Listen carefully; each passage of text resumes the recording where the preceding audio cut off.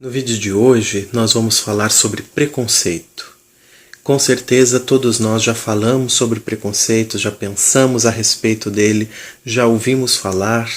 É um assunto que cada vez mais aparece nas mídias sociais, na televisão, inclusive nos dias de hoje, especialmente quando nós nos referimos a preconceito como bullying. Aquele movimento constante, permanente, de crítica, de ameaça, de ridicularização de uma pessoa, geralmente que traz em si alguma marca, seja física, seja psicológica, social, diferente das demais. E esse tema é muito importante porque ele revela, na verdade, a capacidade que o ser humano tem de ser odioso, de ser maldoso muitas vezes, de ser, para usar uma palavra muito ligada à psicanálise, perverso. E nós precisamos refletir sobre isso porque não basta simplesmente dizer que se é contra o preconceito, que você não gosta de gente preconceituosa, porque é da nossa natureza. Nós precisamos ser capazes de o tempo todo nos olhar, nos verificar, nos sondar para perceber que todos nós trazemos essa capacidade de olhar o diferente com um olhar de superioridade, de marginalização, de exclusão e muitas vezes de desprezo. Eu gosto sempre, quando vou falar em preconceito, de citar nosso querido Paulo Freire. Paulo Freire, para mim e para muitos de nós, foi um grande exemplo. Não é só um grande educador, não só um grande filósofo, não só um grande pensador, mas um grande ser humano. Tanto que ele dizia que gostaria de ser lembrado como um homem que amou, né? Um homem que ganhou 40 ou 40 e tantos doutorados honoris causa pelas grandes universidades do mundo, um homem que teve seus livros traduzidos em inumeráveis línguas, um homem convidado a falar em todos os lugares dos 5 continentes, gostaria de ser lembrado como alguém que amou. Amou os pássaros, as flores, as pessoas, dizia ele. Esse grande homem que não se fez da noite para o dia, foi percebendo que nós precisamos, e essa é a tônica da sua obra, especialmente aquela inaugural da década de 60, Pedagogia do Oprimido. Nós precisamos desentranhar o opressor que nos habita. Porque nós somos seres históricos. Essa é uma marca do pensamento do Paulo Freire. Nós somos seres históricos, nos fazemos e nos tornamos, nos desenvolvemos no tempo e no espaço.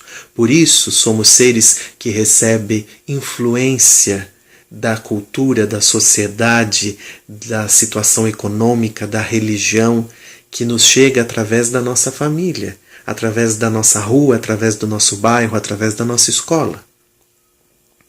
Portanto, nós precisamos olhar para esse opressor que muitas vezes ainda nos habita. E Paulo Freire diz que quando ele foi exilado do país por conta da ditadura, ele foi um dos primeiríssimos homens. A ditadura o via como uma pessoa perigosa. Esse homem que passou a vida tentando amar a tudo e a todos, ele foi visto como perigoso, não é? E foi um dos primeiros a ser preso e logo conseguiu fugir do país e se exilou primeiramente no Chile.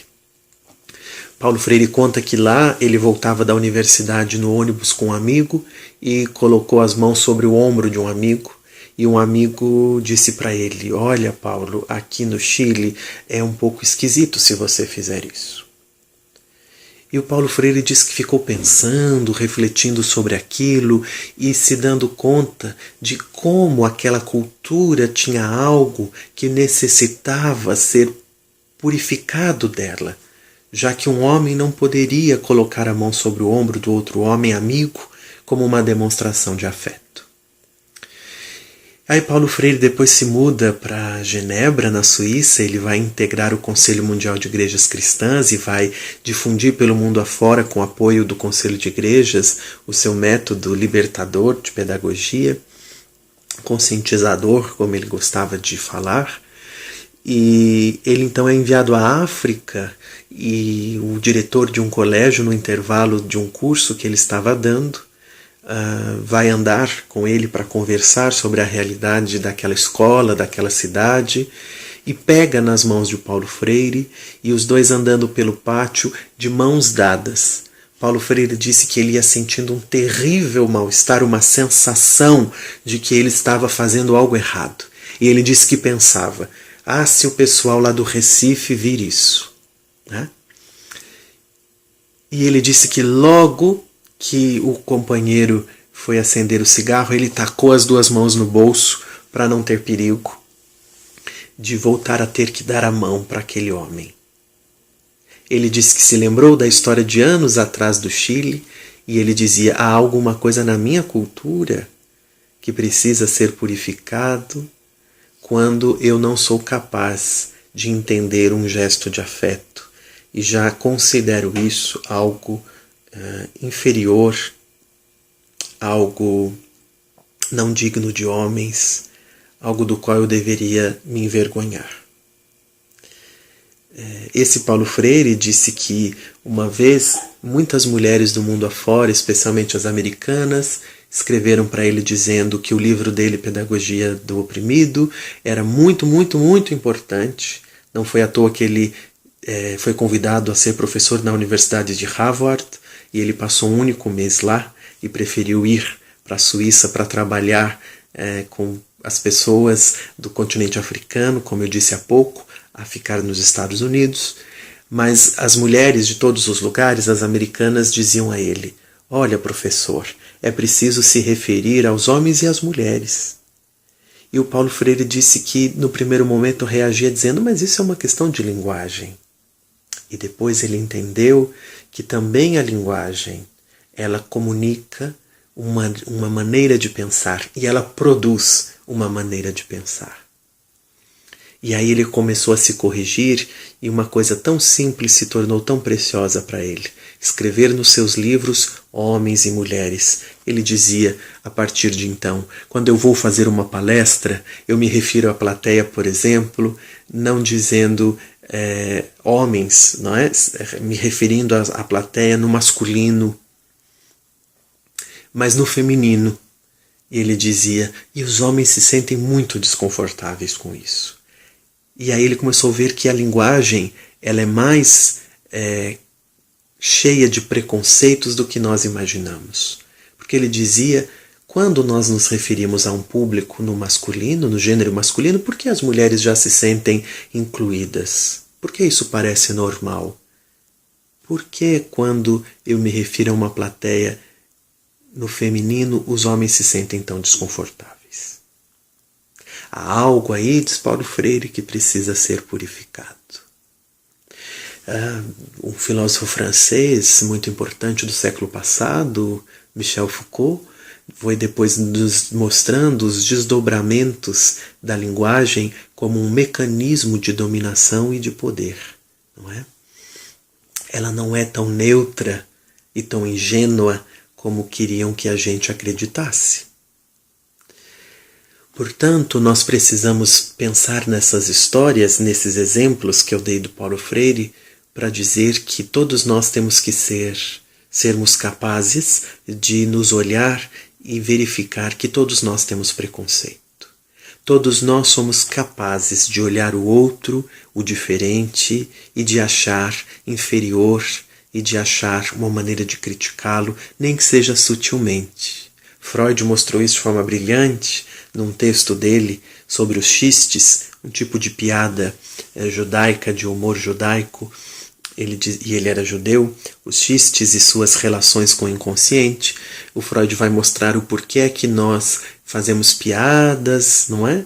E tentamos passar com um bom humor algo que no fundo nos habita e que a gente às vezes não tem coragem ou não pode dizer de forma direta para a pessoa. Nietzsche já dizia isso.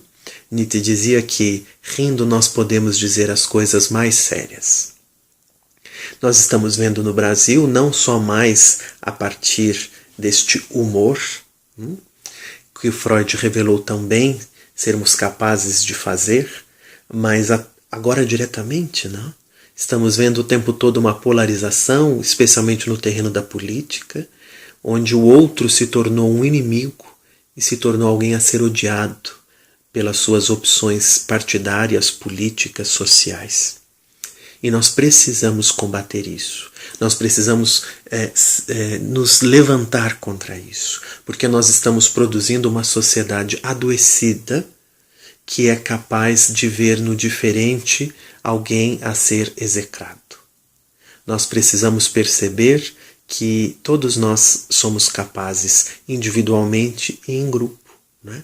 Hannah Arendt, uma importantíssima filósofa, considerada filósofa política, por debater enormemente os problemas da sociedade da democracia, que era judia, que foi exilada da Alemanha, perseguida e viveu 14 anos como apátrida, ela foi acompanhar em Jerusalém o julgamento do Eichmann, um dos grandes homens de Hitler, da Alemanha nazista, que foi pego na Argentina.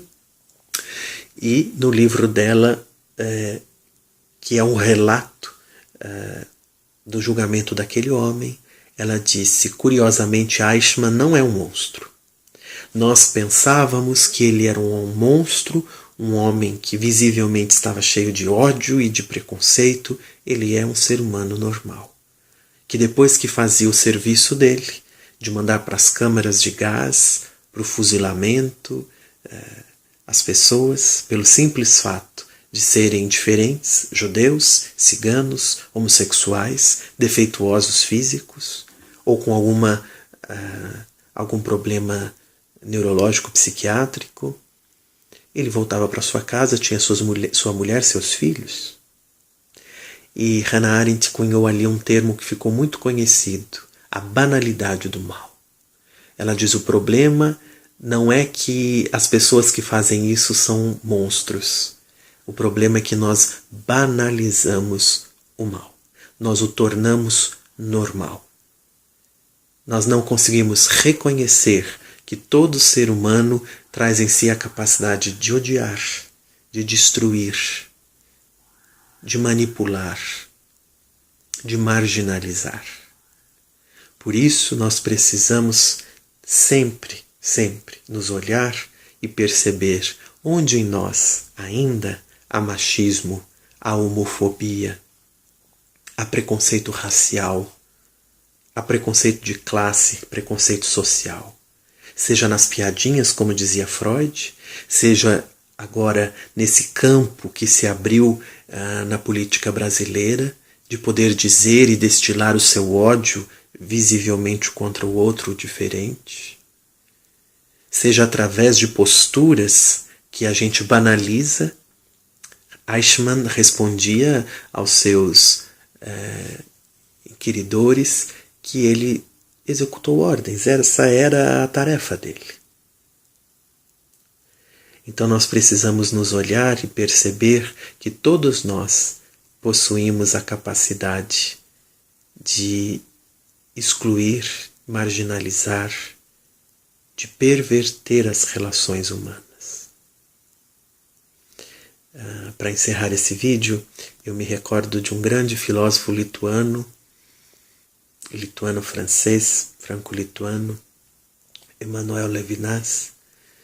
Ele dizia, a ética não é um conjunto de regras e normas que nós temos que seguir, porque não existiria nenhuma moral no mundo, nem civil, nem religiosa, capaz de abarcar todos os aspectos da vida.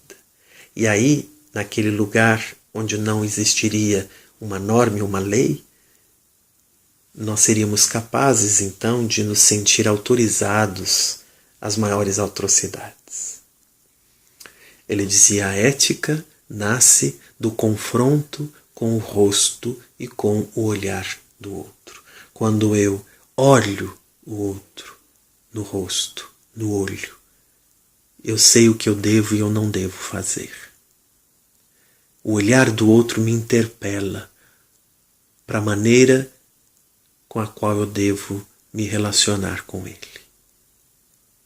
O que acontece é que quando eu marginalizo, quando eu perverto as relações, quando eu destilo preconceito, quando eu pratico bullying com o homossexual, com a mulher, com o indígena, com a pessoa de uma classe social inferior, eu torno uma coisa, um objeto, não mais uma pessoa. E isso deve começar em nós.